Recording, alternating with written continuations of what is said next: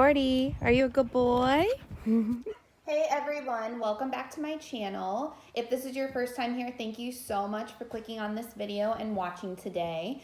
Just a little bit about myself. My name is Michaela and I live in Iowa with my two boys and husband and our two dogs. We have a Maltipoo and then an Australian Shepherd. And that is what this video is about today. 5 things you should consider before bringing an Aussie into your home and into your family. Unfortunately, Australian Shepherds are pretty high on the list to go back to the shelters. And we actually got ours from a breeder, so our next one will probably be from a shelter, because I honestly didn't know that they were one of the top breeds that actually went to the shelters. And there's a shelter in Ohio called Speak for the Unspoken, and I definitely, when we get our next dog, which won't be anytime soon, want to travel out there and get one of their Australian Shepherds, because they tend to get a lot of them in. And I think a couple of these tips will make you think about bringing an Aussie again into your home, because there's just a lot to think about, because they are very high energy. They need a lot of attention. And so it's kind of sad that I think people don't realize that and then give them back to the shelter or just drop them off at a shelter. Now, again, we did get ours from a breeder, and don't send the lynch mob or anything like that. It was a very reputable breeder.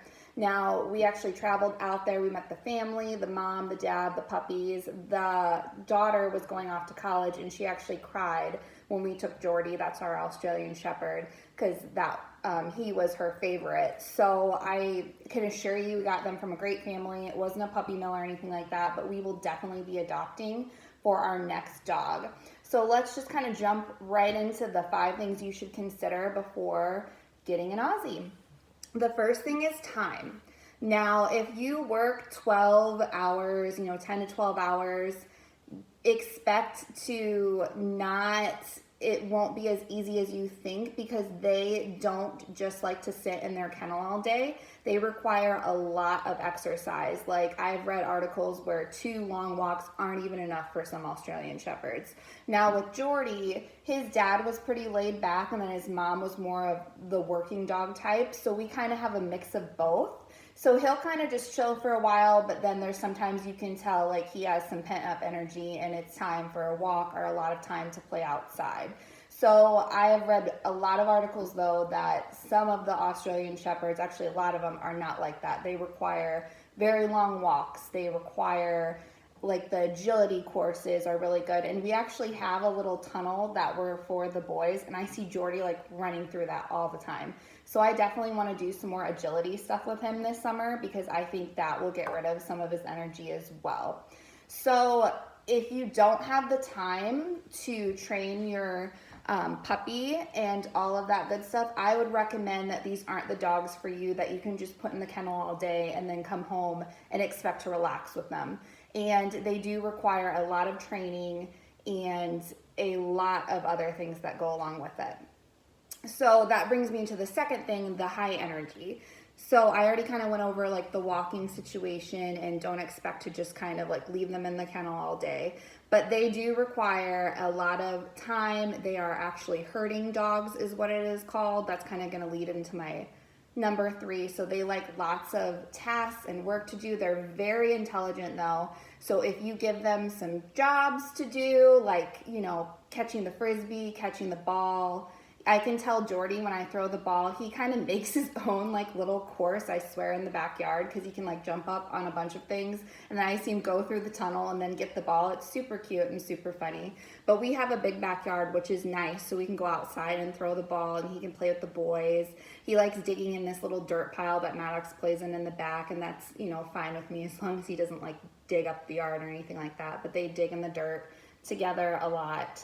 So again, very high energy, very intelligent dogs. So that is something to consider when you're purchasing an Aussie. Now the third thing is their herding instinct. Now they are not trained to herd. That is their instinct. So you actually have to work around their instinct. Now when we first brought him home last summer, we had a huge problem with him nipping at the boys, especially when they were running around the yard, or they like bite their shorts or their butts kind of. And it seems kind of cute at first, but their puppy teeth are pretty sharp. So you really have to train them that is, you can't do that. So you can't go around chasing the boys, but they think that they're helping you out by keeping their little flock like in a certain area. So again, it's just their instinct. Now, a couple of things we did the squirt bottle, which didn't really work. I think it kind of made him just a little bit more like riled up or anything like that. We did press on his like tongue and press down or kind of close and say no bite. That's what worked for us the best, because now he still has some puppy in him. So now what happens is I kind of just close his mouth a little bit. I don't want to hurt him or anything like that, but I say no bite, and he usually stops right then and there. So even sometimes in the morning when I first wake up, I'll start petting him. He's just kind of excited, and he doesn't bite me or anything, but he just kind of mouths my hand. So I say no bite, and he knows to stop that right then and there. But again, it took a good year to get him in the place that we have him now. So don't expect it to be like a month or two and get frustrated with your dog and take it out on him, that he is still kind of nipping at, maybe your kids or other dogs or any other animal in the house. That is just his instinct. So if you don't want to deal with that or work with that, then I would suggest not getting an Australian Shepherd. If you're willing to take the time out, do the research, and work with that, then definitely. Again, these are super smart, family-oriented dogs, and they are great.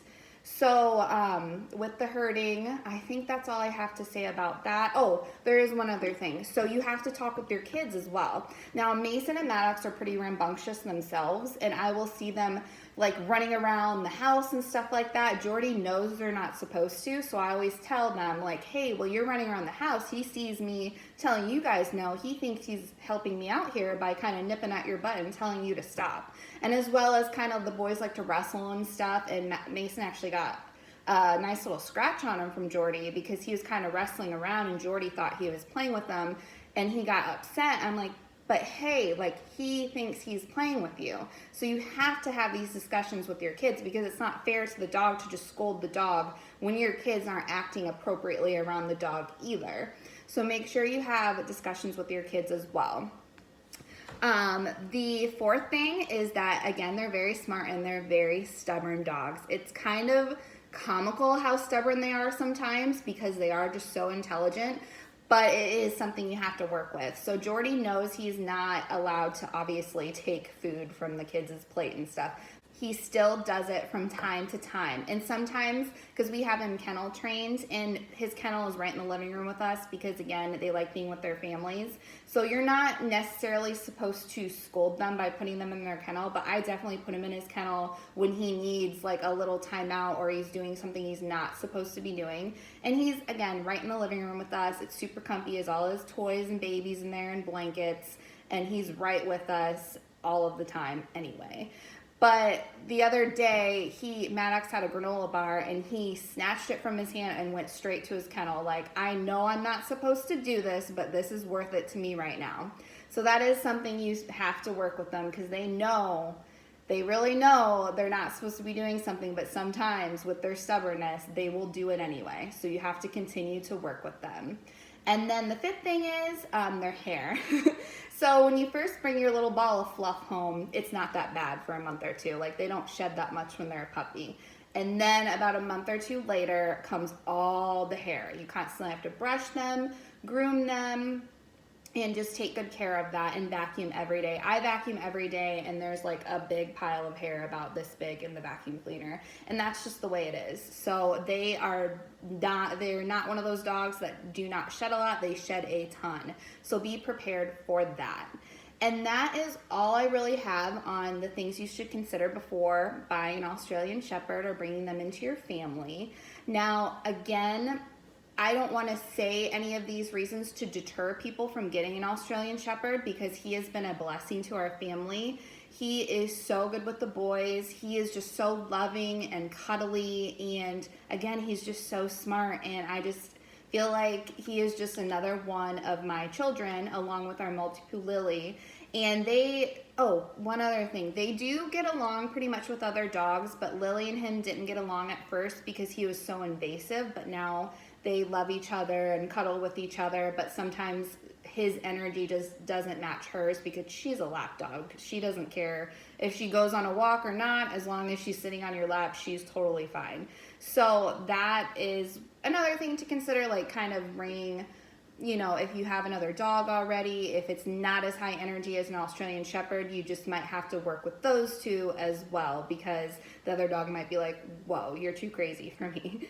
But again, he has been a blessing to our family. I'm so glad we got an Australian Shepherd. It's just so much fun in the summertime with the boys to just play in the backyard. He plays catch with them. He gets the ball for them. He is just awesome. So that is all I really have on Australian Shepherds. If you like this video, give it a thumbs up. Please subscribe to my channel and then visit my blog, www.revivedmama.com.